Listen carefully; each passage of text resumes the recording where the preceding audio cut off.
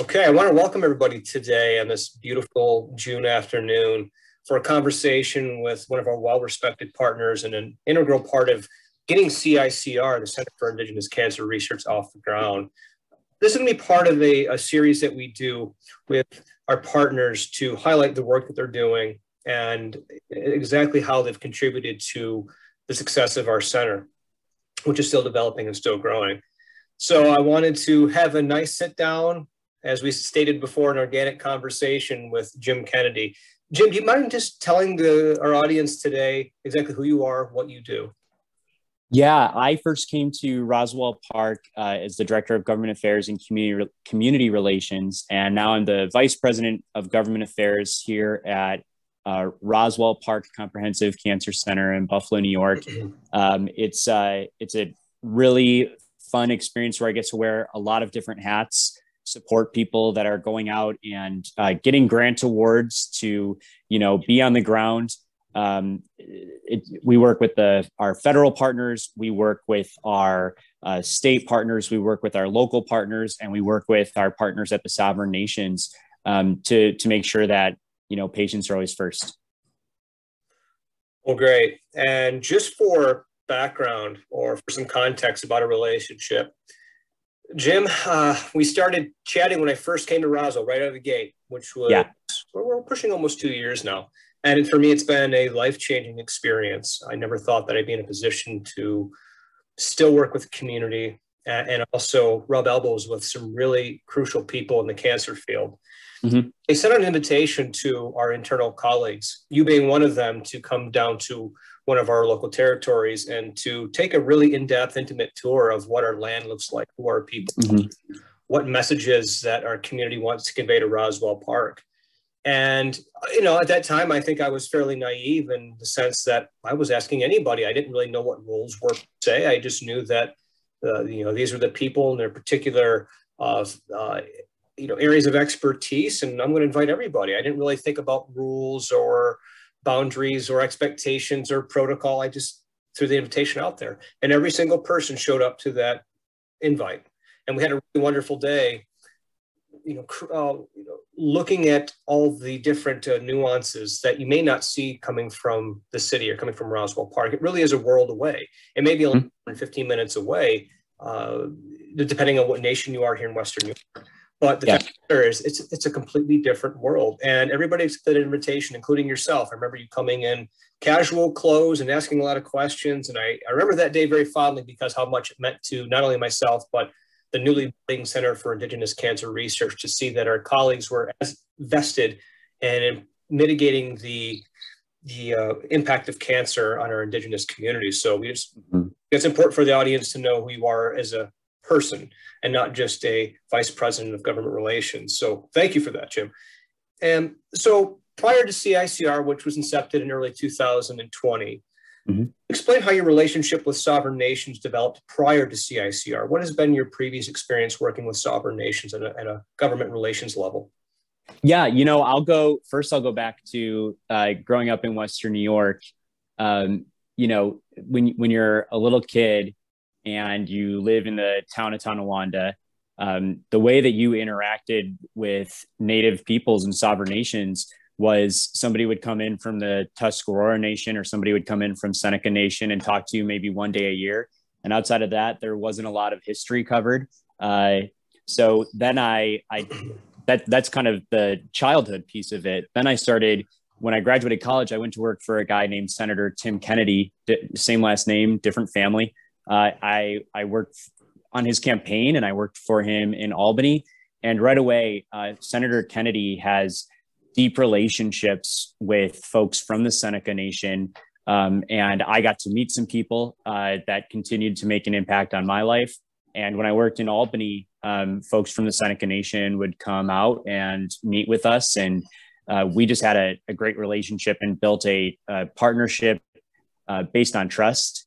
And, Senator Kennedy is still a state senator here in Buffalo, New York today. And I really credit him with being the person who really made a connection and gave me a bridge into some friends at the Seneca Nation that still, I work with and reference today.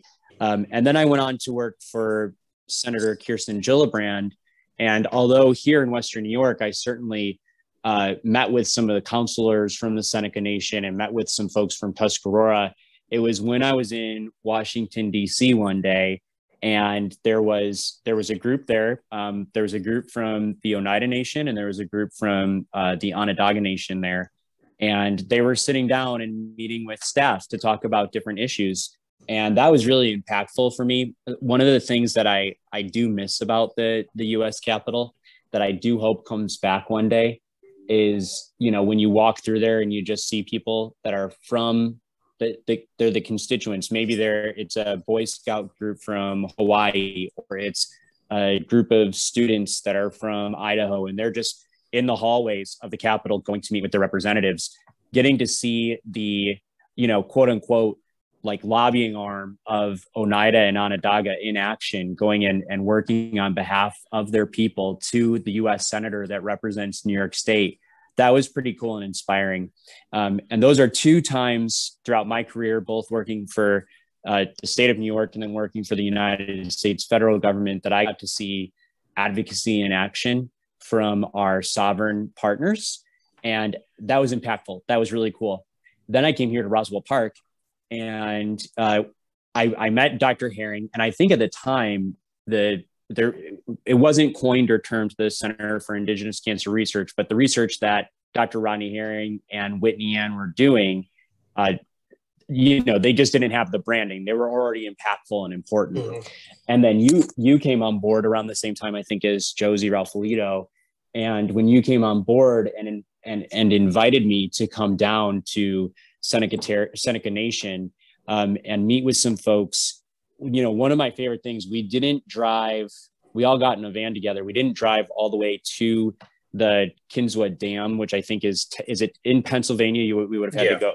It was a bit of a drive from where we were, but you drove us along one of the older roads, and we would see the foundation of houses where people used to live. And you could feel it, that this used to be a robust corridor where people lived.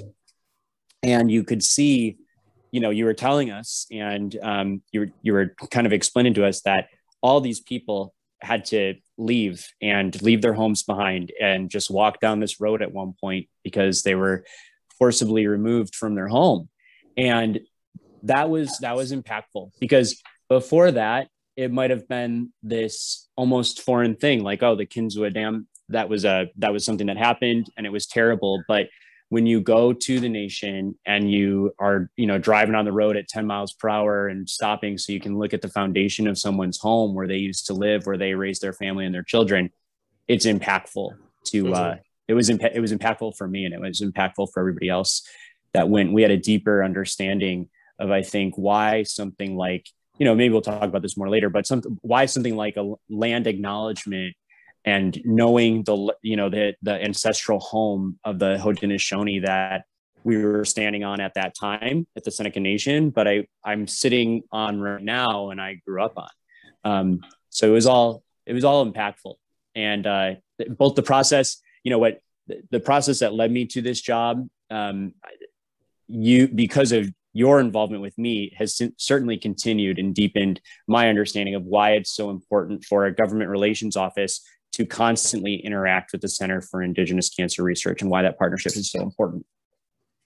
Yeah, great, Jim. And I think that, to your point regarding the land acknowledgement, is one of the reasons symbolically that is so meaningful, is because we are likely aware we can't reverse a lot of the damage that has occurred, but to acknowledge is to honor. And that's a cornerstone value in Haudenosaunee culture, is the honoring and the sharing. So, you know, that certainly is, you know, if anything came of that day, I think that did, and that was very impactful for our team, our researchers, officials, various staff members. So something that I'd like to continue to do in the future, now that I think the world is settling a little bit. So, Jim, discuss some of the ways government affairs at Roswell Park can assist the Center for Indigenous Cancer Research in our mission to mitigate the impact of cancer in Indigenous communities, and ways that government affairs can support our efforts and the efforts of the community. Yeah. So, you know, I think that at the government affairs level and at the federal government level, we're really good at doing macro level things. Like yesterday, we had meetings with Senator Schumer's office, Senator Gillibrand's office, and Congressman Higgins' office, who represents the Buffalo area.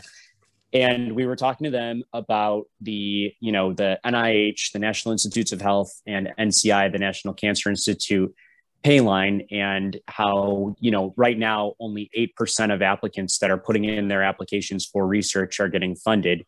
And then kind of teasing that out and saying there are a lot of young researchers that leave the field who could have been making the next big breakthrough in health disparities, or could have made the next big breakthrough in cancer or Alzheimer's or any disease.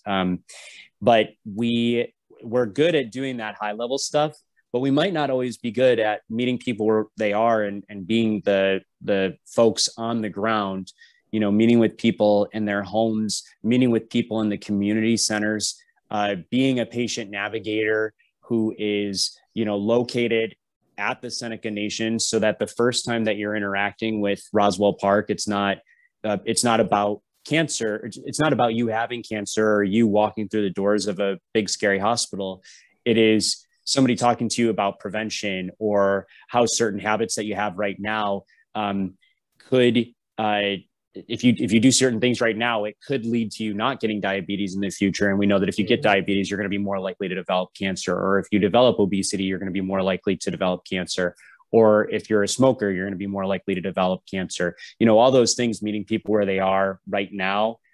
That's the things that the Center for Indigenous Cancer Research does so well, that I don't think our office, the Government Affairs Office, has the capabilities and capacity to do. So I oftentimes, when I think, how is asking for a $3.2 billion increase to the National Institutes of Health so that we get the pay line out, so there's more grants going out the door, and we know with the current administration, there's a really positive view of, hey, we need to get more of these dollars going to address the health disparities that we collectively have helped to create in this country through the environment that we've asked people to live in for a long time. Mm-hmm.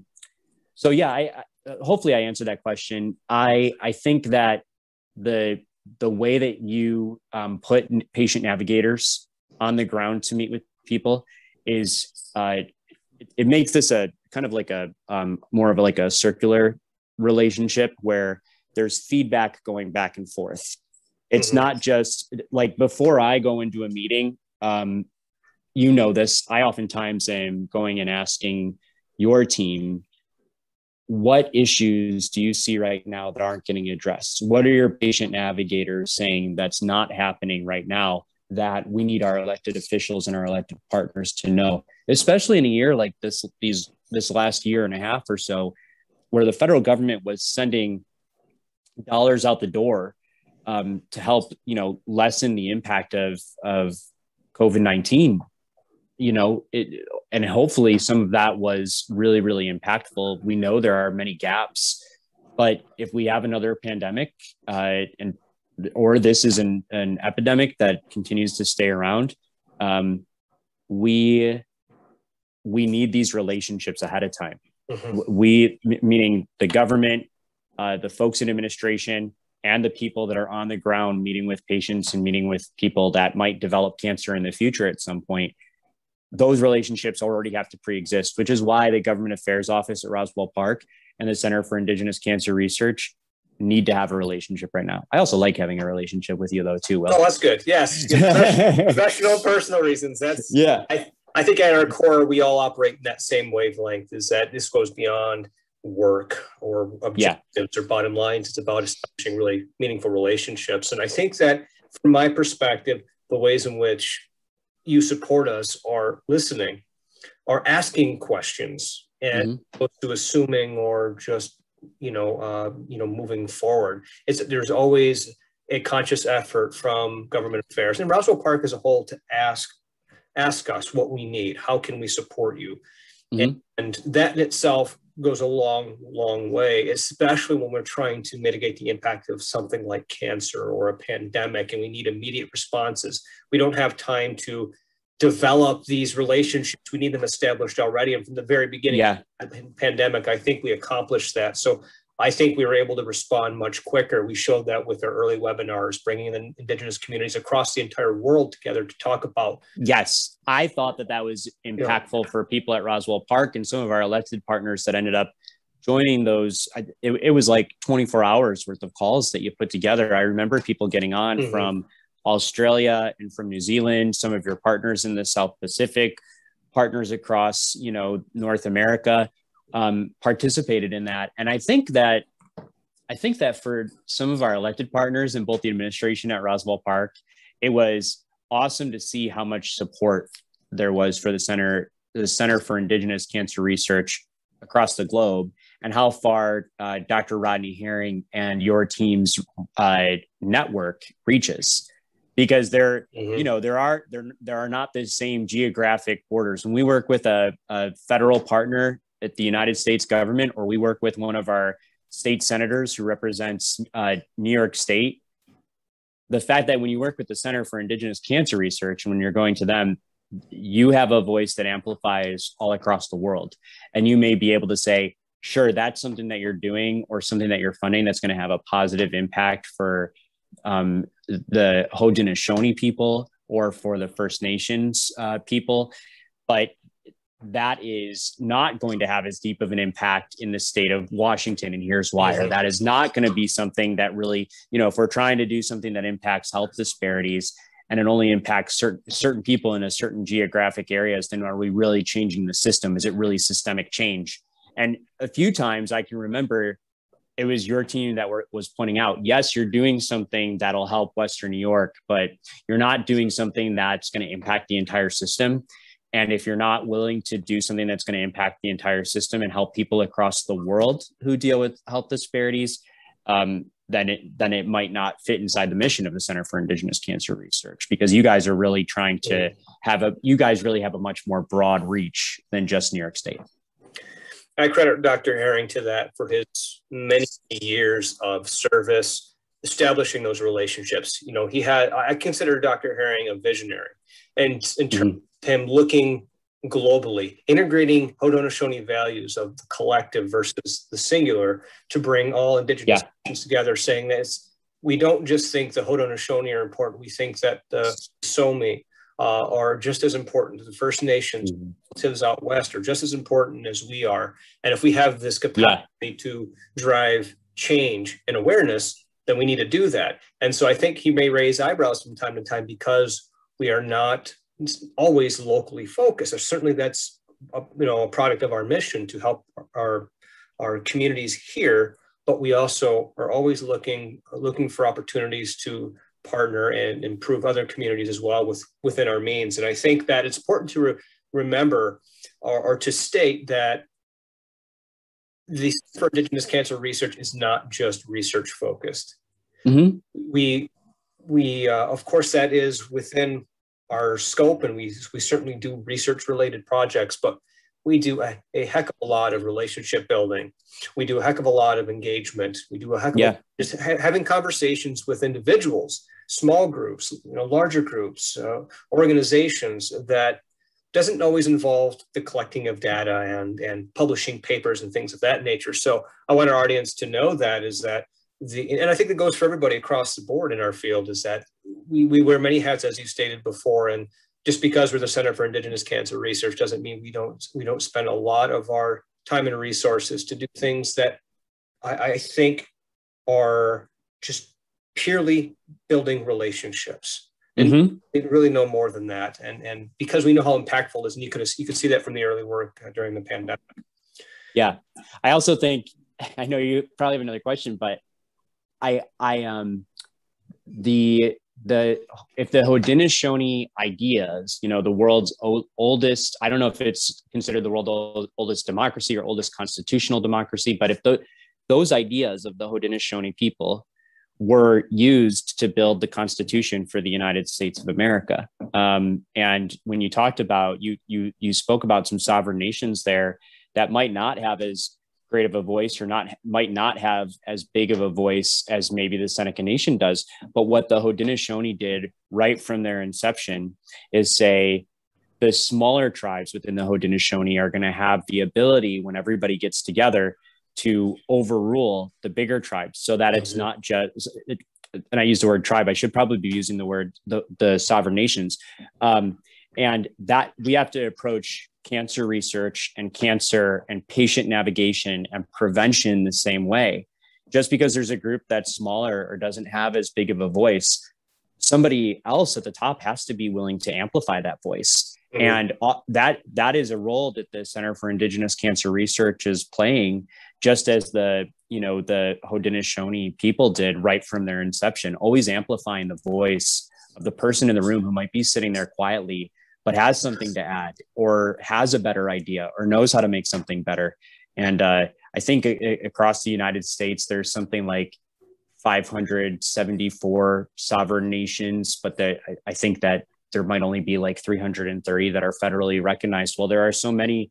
That's a lot of different groups who have a lot to add to the conversation that their voices don't always get amplified. And I think that if you don't just think of the Center for Indigenous Cancer Research as something that's, in a lab working on research, and you understand that part of it is to be that communications arm, to be the voice, and then to also take something like, hey, what does $46 billion for the National Institutes of Health? Why is that important? And how does that get to me? And how does that impact me? And then vice versa, advocating to make sure that money from the bottom, advocating to the top, saying not enough of this money is going to addressing health disparities, or too much of this is going towards the same things that it's been going to for a really long time. How do we, again, impact systemic change? And, hopefully that tangent was okay.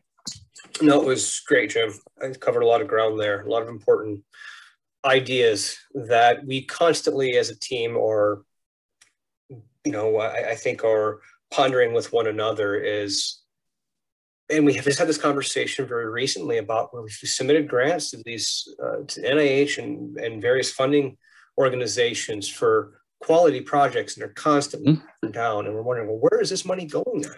If we can't, if the community's voice doesn't mean anything, they're telling us, hey, we really need help here. Is there any resources for us to make cancer better, make cancer more manageable for our people? Yet we're taking the voice and we can't translate that no matter how much we try. Then there's something inherently wrong with the system. And I think oftentimes where, and Indigenous values clash with science and research and the way the machine works. And let's face facts, it can be often very bureaucratic, and we have to persevere through that in order to establish any type of funding to support our work and to support ultimately the health goals that our communities want to achieve. So those are very great points, very polarizing subjects nonetheless. So, and this seamlessly moves into our next question about how we can strengthen the relationship between sovereign nations in a place like Roswell Park. I don't think it's any secret that when a person from a small community, indigenous or not, comes from a small community, a small rural area in Western New York, and they faced with the possibility of a cancer diagnosis or treatment at an institution, medical campus like Roswell Park, it's very daunting. And one of the clear messages that came from our focus groups and previous research projects with our communities, local communities, are saying that it's so overwhelming. I'm so scared. I oftentimes have a poor experience just because it's so overwhelming. And I don't think always we take in consideration how vast that journey can be for our local communities. So Jim, how do you think that we can strengthen some of those relationships? And I know one of the ways we are right now is the Patient Navigator program. So if you want to expand on the importance of patient navigation, that's fine too. But any ideas that you have would be welcomed. Yeah. So I think patient navigation comes into meeting people where they are and going and meeting people in their living room where they're comfortable, as long as they're willing to welcome you into their home, and talking to them about their health there before they would ever come to a hospital, or meeting them at the door of a hospital and walking them to their appointment, managing the expectations of what that looks like. I mean, and then we have a duty on our end to make sure that your day runs on time, that you're meeting with the oncologist when you come here. But I also I think that there's the patient navigation piece, but then I just have this idea in my head, and I think everybody in healthcare delivery should have this idea in their head, in the back of their mind, is that the first time that you interact with Roswell Park, cancer is a disease of the aging. There are certainly people that are going to get it younger in their life. You're more likely to end up at a cancer hospital like Roswell Park the older that you get. If that's the first time that you're ever interacting with us, that's on us. That's our fault. You know, we need to make sure that people have an experience with Roswell Park that is a positive experience, and maybe isn't based on cancer. Maybe it's just based on their health generally, way before that. And that goes into the education programs that you're involved with, and that Dr. Bouchard, COE as a whole. The COE as a whole. And that's one of the really cool things about the National Cancer Institute. You know, there's 54 or so comprehensive cancer centers within the National Cancer Institute, and you're reviewed every 5 years by your peers. You're also, and that is to get re-upped for an NCI designation again. But you're also reviewed every year by an external advisory board that looks at the work you're doing and says, you're not doing enough for the community that you say is in your catchment area or in your state. And if you're not going out, then you're not reaching your mission. You're not doing the educational programs, the preventative programs, the screening programs, or even just generally talking to people about their health. You know, some of the cancer-based associations that we're involved with, I think for a long time, only wanted to endorse a federal bill if it directly impacted cancer. And I think the way that we've pushed them, and in a lot of ways, this comes from the COE group and the CCSG groups. I know you know the acronyms better than me, but that push has come from there. Is why aren't we endorsing federal legislation that deals with obesity or diabetes or some of the diseases that we know might impact someone's life before cancer impacts their life, but also gives them a higher likelihood that they're going to have cancer. And then there's other things like if you're a Black person in America, you're 15% more likely to get lung cancer. But if you're a Black man in Western New York, you're 30% more likely to get lung cancer. So we need to be talking to people earlier in their life about the risks that they may have that we might not even know why they're at a higher risk, but we need to have that conversation with them earlier. And that's on us, because it shouldn't be that the first time that you interact with Roswell Park or any hospital or cancer center is when you walk through the doors of what can be a big, scary hospital. And it's a heck of a lot less scary if you've met a Will Maybee in your life or a patient navigator in your life way beforehand. And that's why patient navigators also can't just look like me. You can't just hire the same, you know, white males that have dominated the healthcare industry for a long time to go meet with patients and talk about their health. It has to be people that look like you, or at least can empathize with you on some level. And I think that that's also what the Center for Indigenous Cancer Research has done a really good job of, is building the empathy and the understanding and the trust. And I think like trust is probably the most important thing that we have to build, but empathy and understanding where we all come from and how we all are impacted by healthcare delivery.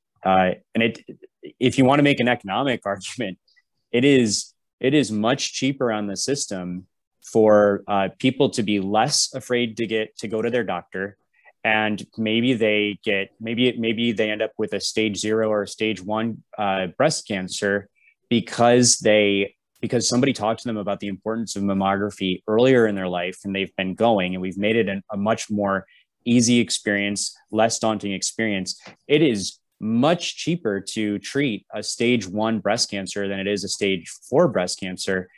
And that person's much more likely to get more years with their family on this earth, which is the added benefit. You're giving people more time with their family, and you're costing Medicare, Medicaid, or the private insurance companies, you're costing those whole systems less money. So it's easy to know that we should be meeting people where they are and making sure that they're interacting with healthcare in the healthcare space before they have an emergency. So I think I'll summarize that. At Roswell Park, we want to see people and meet people healthy in the community. We never want to see them sick for treatment in the hospital. We prefer to see them healthy, happy, and strong before they ever get cancer. We don't want to treat cancer, although that was what we do. We understand the implications, how important it is to have a presence within the community and not a bunch of, and this is not, I don't want to sound, demeaning in any way, because I think all of our, everybody at Roswell Park from all levels have a very important role, but we're more than just lab coats. We're more than just physicians and certainly the best in the world. And I don't think there's any debating that, but we're more than that. And the other side of Roswell Park is exactly what you just outlined, is meeting people literally where they're at. So if in the event they have to come to Roswell Park, there's a little less fear. It's hard to measure that impact. And I know that in research, impact is always a hot topic. If we're funding you to do work, how do you measure impact? And of course, we can throw a lot of interesting stats out, but oftentimes the most impact comes from those one-on-one interactions. A person having a little more courage to talk to their doctor prior to a physical exam, or when they're having a symptom, having the courage to say, okay, I talked to somebody at Roswell Park. They've encouraged me to speak up. I'm going to, it's very difficult to measure at that point the impact that has, but the impact is profound. And if I ever find a way to measure that type of impact on the work that we do on the ground, I'm sure that I'd be retired early in life, because I don't think we figured I don't think we have figured that out yet. But I can tell you, Jim, that as our relationship goes between CICR and government relations, we honored Indigenous Peoples Day last year. Or was it earlier this year? We did it. I think we did it in November of last year. Yeah, it was last year. Okay, wow, the months are flying by. But last year, and we asked for some support from your department. You granted that to us. Not only that, you really set everything up, set everything in motion for us. And I don't know if I've told you this, but it's worth repeating for our audience. We had Indigenous patients come to the front door, and they looked over at Kaminsky Square, and they saw the Haudenosaunee wampum belt flying in Kaminsky Square, and they felt welcomed. They felt like their history meant something. Yeah, much more courage walking through those front doors. And so, these interactions and events and various things that we do oftentimes can impact someone's cancer journey in ways that we can't really capture. So another important aspect of our work that, we want to keep in perspective is there's nothing that's too small that won't make an impact. We can't always measure in a controlled randomized trial 1,000 people in a particular intervention, but we can do that work. Even if it's not easy to capture, we're okay with that, because we know, seeing this in motion, how it actually helps people. So wrapping this up, Jim, what does the future look like for CICR in your eyes from a government relations perspective, in terms of how we continue to strengthen relationships and ultimately, transmit the word from our communities through the Roswell chain of command so the community's needs are met? I've talked a lot about the micro work that you do and the cyclical relationship of information flowing back and forth and just a constant dialogue. I think the call to action, some of the call to action, I know that it was our Center for Indigenous Cancer Research at Roswell Park, which pushed Roswell Park to say, hey, there really should be some land acknowledgement. It can be a statement on the website. It could be something that you do in a video, and then moving forward, just to continue to honor and acknowledge the ancestral home that Roswell Park is sitting on. Just like, if you're in a building right now and you're watching this, you're on the ancestral home of, a sovereign nation that was there at one point and may be confined to a smaller territory at this point. And that's now so I think that the pushing people on that topic is a way that you can amplify the voice and the call to action. And we need to be a partner with that. It shouldn't be that you have to carry that flag by yourself. I think that we all need to do it together. We need to do it collectively.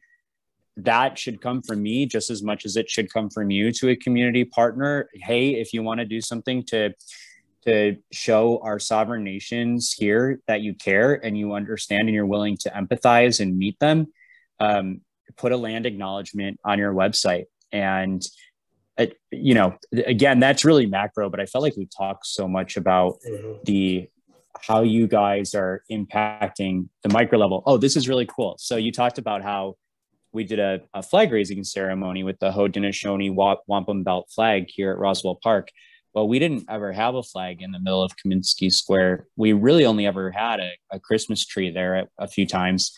But we knew that we kind of had the infrastructure for a flagpole. So we went and ordered a flagpole specifically for that event. In Buffalo, New York, our weather isn't always perfect from December and March to March. So it's kind of hard to do a flag raising ceremony outside in those months. But as our LGBTQ group internally started looking at what can we do to celebrate Pride at Roswell Park, we asked our leadership here, can we raise a Pride flag in June, just like we did with the Haudenosaunee flag? And that's another group that is our LGBTQ friends are apprehensive about their healthcare. They may have only ever talked to a doctor that they don't know how to talk to somebody who identifies as LGBTQ. It may be their only patient who identifies as transgender, and now they're taking their 0 hours of medical experience they may have on that subject and trying to approach it right there. Well, at Roswell Park, we make sure that everybody has that competency training, whether or not they're getting it in their school. We make sure that training for LGBTQIA two-spirited plus is all covered there. And if you're someone from, say, the Tuscarora Nation, and if you're from the Seneca Nation, if you're from the Haudenosaunee people, if you're from anywhere in this country, anywhere in the United States or North America, if you're from a sovereign nation and you came here in November and you came here in June, you saw the Wampum Belt flag in November, and then you saw the Pride flag in June. And let's say that you're somebody who identifies as two-spirited, that I feel like is showing people, hey, we know that there are health disparities in these communities that for a long time have been ignored, but we're going to show that we're going to meet you on these issues. And it's really cool. I didn't know as much about what it meant to be and identify as two-spirited until somebody here did a presentation at Roswell Park, open for Roswell Park. And I had a conversation earlier today with Mayor Byron Brown, our great mayor of Buffalo, his chief diversity officer, who wants to now sit through that presentation. So it's just a continuation of how the Center for Indigenous Cancer Research, it's not only that your government partners funnel information or funding to you, it's that you also funnel information back and give feedback back to us that we can take and turn into advocacy, and that we in turn ask you sometimes to turn into advocacy. And I love the advocacy side of this. And I know you do too, Will, because that's how we're going to make systemic change. Right. And it seems like a daunting task, but we can see through this recent revolution, the acknowledgement is so crucial to validate someone's feelings is crucial towards establishing trust. It doesn't happen if we don't acknowledge those things. And I think in the spirit of our Haudenosaunee ways, all of the information that is being transmitted it reminds me of the wonderful, rich history and storytelling we all have, and how the storytelling is at the root of our history and our culture. And to see that happening real time between different colors and creeds and is really pretty humbling, to see how interwoven. You mentioned government, the roots of our government is established from the Haudenosaunee way of living. Yeah. And how we are sharing information now, and we're telling stories right now, face to face, and we're not emailing. We are, ideally we'd like to be in person, and soon I'm sure we will. But all these really wonderful life ways embedded in every Indigenous culture, your Indigenous culture, my Indigenous culture, we are finding now that that really is our way through these challenges. It's our answer, is to collectively come together, acknowledge that each one of us is important. Just as the Haudenosaunee Confederacy was established, as you mentioned, is really how we take the disenfranchised. We and you certainly could define that in many different ways, but how we can take those who feel disenfranchised, bring them up to a level playing field so they actually have a voice. And once they have a voice, the world changes. And so, Jim, I think that we could probably do a part 2 to this discussion. There's no question. Oh man, no I think it. this was Jim Kennedy giving long-winded answers, and Will very succinctly, people could just fast forward through what I said and then listen to what you said, and they would capture everything, because you have a way of communicating and you have a way of tying everything together that's really nice. Well, I think it complements one another for sure. And we really appreciate your acknowledgement, your support, your understanding of the historical issues impacting Indigenous communities, being a visionary in terms of seeing what the future may look like, what practical steps we can do as an entire community, like the land acknowledgements, things like that go a long, long way to eventually the system begins to shift in a more equal playing field. Mm-hmm. Jim, do you want to close out with any final remarks? No, I liked the way that you kind of closed things off there. I just want to say, sometimes I think and talk at the same time, and the ideas of just building trust and empathy are at the core of what you're doing at the Center for Indigenous Cancer Research. I think you've changed a lot of hearts and minds here at Roswell. You continue to grow. I think that, you just onboarded a few new folks onto the Center for Indigenous Cancer Research last week. And I'm pretty sure you guys have the largest cancer center that's focused on Indigenous cancer research in the United States. And it might be the world, I don't know, but it's impressive.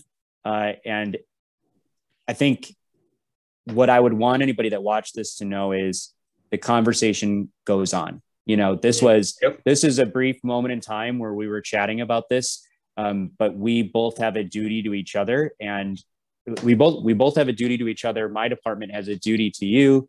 You have a duty to me to continue the conversation, because that is how we're going to change things for the future patients, the folks that are maybe in their 20s or 30s or 40s right now and may develop cancer or a chronic illness later in their lifetime.